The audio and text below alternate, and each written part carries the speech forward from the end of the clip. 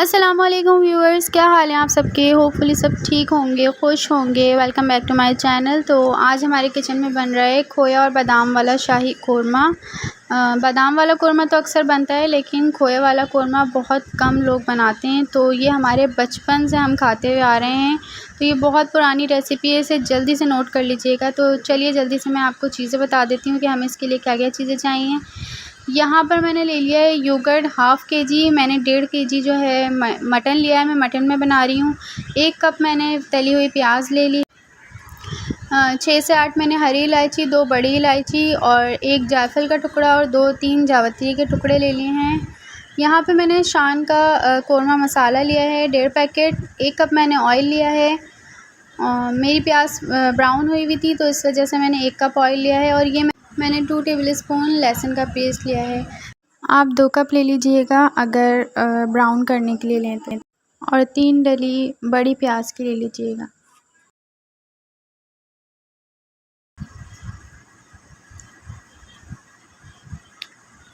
तो यहाँ पे मैंने लहसुन का पेस्ट डाल दिया है सबसे पहले ऑयल के अंदर। 2 टेबल स्पून मैंने लिया है, लेकिन बहुत भर के नहीं लिया।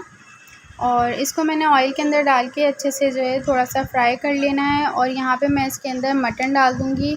मटन को मैंने हल्का सा बॉईल दे लिया था, क्योंकि मुझे जो है थोड़ी सी हीक आती है, पता नहीं क्यों।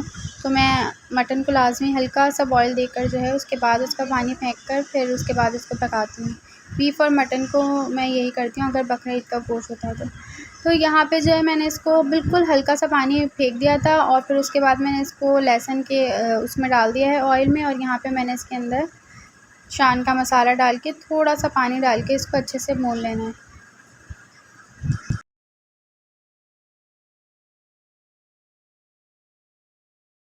तो ये देखिए कितने अच्छे से भुन चुका है। तो बस यहाँ पे जो मैंने दही लिया था, यहाँ पे हाफ़ केजी योगर्ट के अंदर मैंने जो है इसके अंदर वो डाल दी है प्याज को मैंने हाथ से बिल्कुल बारीक कर लिया था और इसके अंदर मिक्स कर दिया है। और अब हम इसको अच्छे से मिक्स करेंगे।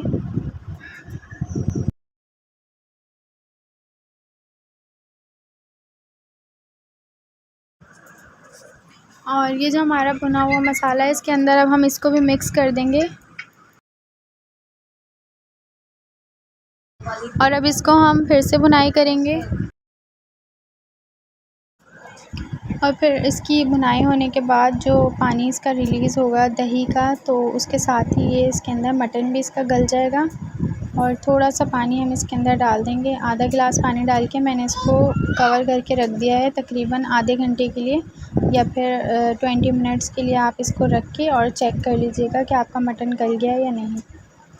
तो बस ये हो गया था। इतनी देर में मैंने जो है यहाँ पे खोया ले लिया है और बादाम ले लिए हैं। बादाम को मैंने ओवरनाइट भिगो के इसके छिलके उतार लिए थे और ये भी इसके अंदर शामिल कर दिए।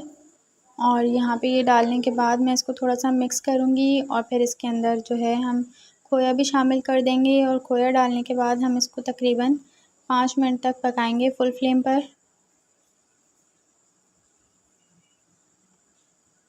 यहाँ पे मैं खोया भी इसके अंदर डाल दूँगी, लेकिन खोया आपको बिल्कुल इस तरह से हाथों से अलग अलग करके डालना होगा, ताकि ये बिल्कुल चिपके नहीं एक दूसरे पे।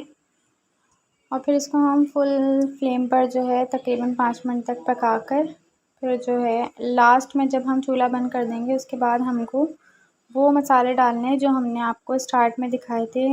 हरी इलायची, जायफल जावित्री के टुकड़े जो थे और बड़ी इलायची जो थी, वो सब हम इसके अंदर बिल्कुल लास्ट में डालेंगे। तो ये हमारा कोरमा तैयार हो चुका है यहाँ पर। और बस अब मैं इसके अंदर वो सब चीज़ें पीस कर और सबसे ऊपर लास्ट में ऊपर से डाल दूँगी। और फिर उसके बाद मैं इसके अंदर केवड़ा डालूँगी।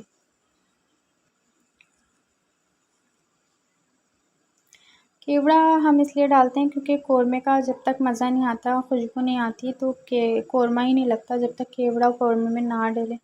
तो केवड़ा इसलिए लाज़मी डलता है लास्ट में, ताकि वो खुशबू ही अलग होती है कोरमे की। तो यहाँ पे देखें कितना ज़बरदस्त कोरमा तैयार हो गया है। तो आप लोग ज़रूर बनाइएगा, ये ज़रूर ट्राई कीजिएगा एक बार, बहुत ही मज़ेदार कोरमा बनता है। चलें तो फिर इसी तरह वीडियो को एंड करते हैं। इंशाल्लाह नेक्स्ट वीडियो में मुलाकात होगी। जल्दी से मेरे चैनल को सब्सक्राइब कर लीजिए, आगे शेयर कीजिए। ऐसी यूनिक सी रेसिपियाँ मैं लेके आती रहूँगी आप लोगों के लिए इंशाल्लाह। ओके।